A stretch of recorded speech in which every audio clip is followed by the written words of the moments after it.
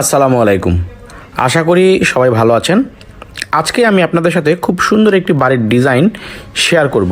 আপনারা অনেকেই জানতে চেয়েছেন আমি আসলে বাড়ির ডিজাইন করি কি না। হ্যাঁ, আমি বাড়ির ডিজাইন করি। তাই সকল প্রশ্নের উত্তর আপনি পেয়ে যাবেন এই বাড়ির ডিজাইনটি দেখলেই। তো এই বাড়িটি একটি ইউনিক একটা ডুপ্লেক্স বাড়ি। এটি ডিজাইন করা হয়েছিল আমাদের সম্মানিত ক্লায়েন্ট তুষার ভুনিয়া সাহেবের জন্য। উনি বাংলাদেশি নন, উনি কলকাতার। তো তার জন্য আমরা এই বাড়িটি ডিজাইন করেছিলাম। উনি খুব শৌখিন এবং ওনার সকল রিকোয়ারমেন্ট ফুলফিল করে আমরা বাড়িটি ডিজাইন করেছি। তো প্রথমেই আমি এই বাড়িটির এলিভেশনগুলি দেখাবো, এরপরে হচ্ছে ভিতরের রুম ইন্টেরিয়র কাজগুলি দেখাবো। এরপরে আমি আপনাদেরকে দেখাবো হচ্ছে বাড়িটির কোন তলায় কত স্কোয়ার ফিট জায়গা রাখা হয়েছে, কয়টা রুম রয়েছে, এবং সবার শেষে আমি আপনাদের সাথে শেয়ার করব এই বাড়িটি নির্মাণ করার জন্য আনুমানিক কত টাকা খরচ হতে পারে, প্রতি স্কোয়ার ফিটে কত টাকা করে খরচ হবে। তো চলুন আর দেরি না করে মূল ভিডিওটিতে চলে যাই। তো এখন আপনাদের সামনে আমি বাড়ির এলিভেশনটা অর্থাৎ 3D অ্যানিমেশনটা প্রেজেন্ট করছি, একটু মনোযোগ দিয়ে দেখবেন।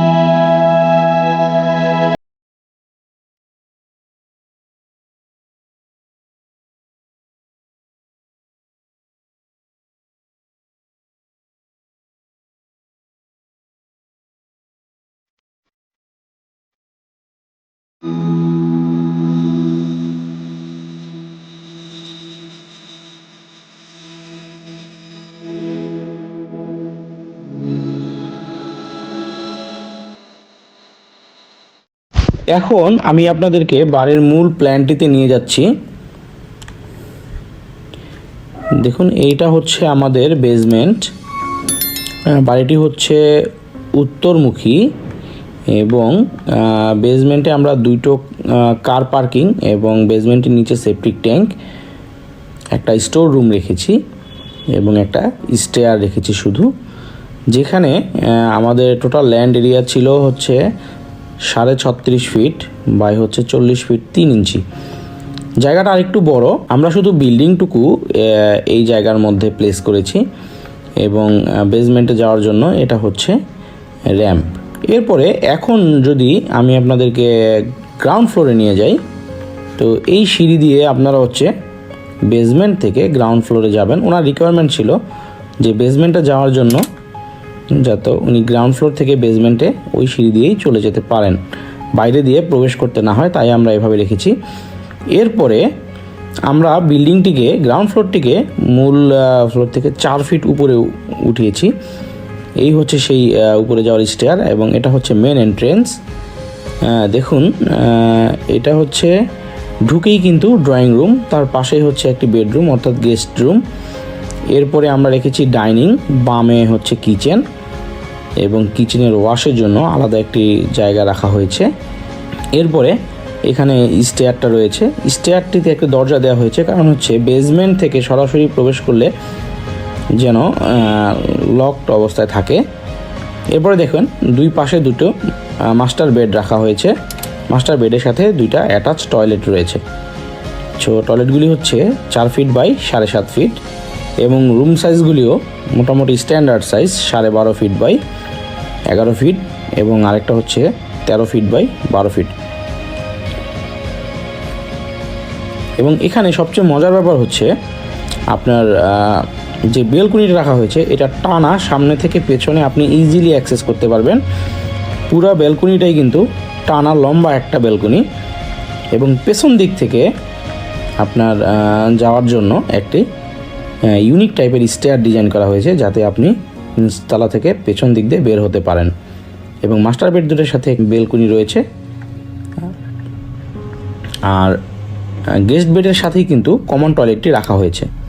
তো এই ছিল গ্রাউন্ড ফ্লোর। এরপরে আমি আপনাদেরকে এখন যদি ফার্স্ট ফ্লোর দোতলায় নিয়ে যাই, তাহলে দেখতে পাচ্ছেন দোতলাতে কিন্তু একটি বিশাল টেরেস রাখা হয়েছে 23 ফিট 2 ইঞ্চি বাই 12 ফিট। এরপরে ড্রয়িং রুম এবং নিচতলার মতোই দোতলাটাও সেম ডিজাইনে আছে, বাট বারান্দাটা একটু চেঞ্জ করা হয়েছে। একদম আপনি ড্রয়িং রুম দিয়ে প্রবেশ করলে পিছনের মাস্টার বেড দিয়ে ইন করতে পারবেন। দুইটা রুম দিয়েই কিন্তু আপনার বারান্দায় বের হওয়ার অ্যাক্সেস রয়েছে এবং রুম সাইজগুলিও গ্রাউন্ড ফ্লোরের মতো সেম, কিচেন সেম, টয়লেটও সেম, দুইটি অ্যাটাচ টয়লেট রয়েছে এবং একটি কমন টয়লেট রয়েছে এবং 3টি বেডরুম রয়েছে। এরপরে যদি সিম্পলি চলে যাই, এখানে হচ্ছে আপনার রুফটা গ্লাস দিয়ে করা হয়েছে, আপনি ইচ্ছা করলে আপনি আপনার মতো করে নিতে পারবেন। এখানে কোনো ল্যান্ডস্কেপিং আমরা করি নাই, আপনার যেটা যেভাবে মনে হয় আপনি ওইভাবে করে নিতে পারবেন। সো দেখেন এইখানে কিন্তু আমরা সামনের কলামগুলি হোয়াইট হাউসের আদলে রাউন্ড কলাম করেছি, 3টা রাউন্ড কলাম দিয়ে তারপরে কিন্তু এই টেরেসটি ডিজাইন করেছি। টেরেসের উপরে কিন্তু কলামটি আর আসে নাই, এটা গ্রাউন্ড ফ্লোরে গিয়ে শেষ হয়ে গেছে। এইরকম আরও অনেক সুন্দর সুন্দর বাড়ির ডিজাইন আমরা করেছি, আপনি চাইলে আমাদের কাছ থেকে বাড়ির ডিজাইন করে নিতে পারেন। এখন আমি আপনাদেরকে বলে দিব এই বাড়িটি প্রতি ফ্লোরে কত স্কোয়ার ফিট রয়েছে। বেসমেন্ট যদি টোটাল হিসাব করি তাহলে বেসমেন্টে আসতে হচ্ছে 1412 স্কোয়ার ফিট, গ্রাউন্ড ফ্লোরে আসতেছে 1496 স্কোয়ার ফিট, ফার্স্ট ফ্লোরেও আসবে 1496 স্কোয়ার ফিট এবং যদি টেরেসটি যোগ করা হয় টেরেস আছে 278 স্কোয়ার ফিট, তাহলে টেরেস সহ টোটাল ফার্স্ট ফ্লোর আসতেছে 1774 স্কোয়ার ফিট। এখন সবশেষে আমি আপনাদেরকে বলে দিচ্ছি এই বাড়িটি নির্মাণ করতে টোটাল কত টাকা খরচ হতে পারে। বেসমেন্ট কমপ্লিট করতে আপনাদের টোটাল খরচ হতে পারে 12 লক্ষ টাকার মতো, গ্রাউন্ড ফ্লোর কমপ্লিট করতে টোটাল 27 লক্ষ টাকার মতো লাগবে, ফার্স্ট ফ্লোর কমপ্লিট করতে প্রায় 30 লক্ষ টাকার মতো লাগবে এবং চিলা কোঠায় লাগবে প্রায় 3 লাখ টাকার মতো এবং প্যারাপেট ওয়াল যদি গ্লাস দিয়ে যেটা দেখানো হয়েছে 3Dতে এটা কমপ্লিট করতে চান তাহলে আরও 2 লক্ষ টাকার মতো খরচ হবে।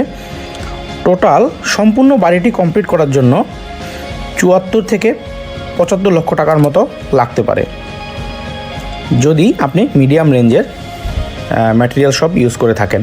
তো আজকের ভিডিওটি এই পর্যন্তই ছিল। যদি ভিডিওটি ভালো লেগে থাকে তাহলে অবশ্যই একটি লাইক দিবেন এবং কমেন্ট করে জানাবেন আপনার বাড়িটি কেমন লেগেছে। যদি এখনও চ্যানেলটি সাবস্ক্রাইব না করে থাকেন তাহলে অবশ্যই চ্যানেলটি সাবস্ক্রাইব করে নিয়মিত সদস্য হয়ে যাবেন এবং অবশ্যই বেল বাটনটি অন করে দিবেন যাতে আমরা পরবর্তী ভিডিও আপলোড করার সাথে সাথে আপনি নোটিফিকেশন পেয়ে যান। ভালো থাকবেন, আল্লাহ হাফেজ।